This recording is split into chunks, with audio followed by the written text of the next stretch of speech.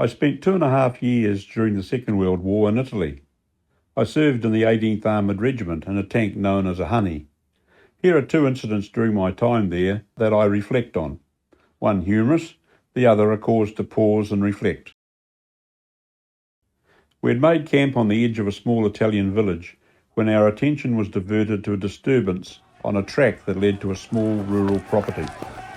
Some boys from the Māori battalion were down on the road heading towards their base with a couple of stretchers between them, covered in bloodied sheets. It was not unusual to see stretcher bearers. They were stopped by two MPs, and by their hand motions I could see they were saying they were taking the two bodies back to their base. Finally, the MPs let them go, and they shuffled their way back to their camp with lowered heads. Later that evening, we were invited to join the Māori guys for a yarn and a get-together. The raw red wine went down well, as did the pork. We then realised what had been under the bloodied sheets. A local farmer had made a contribution to the evening feed.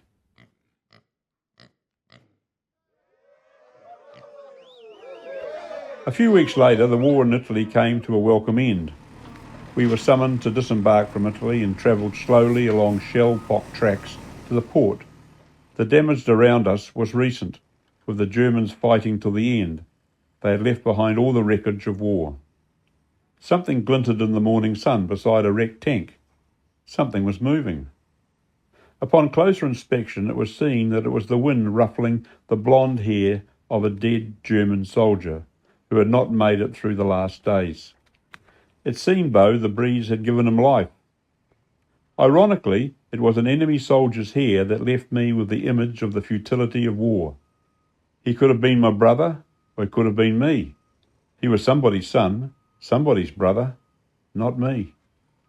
However, I'm left with the images that will provide the fodder for future nightmares that cannot be removed until I too pass.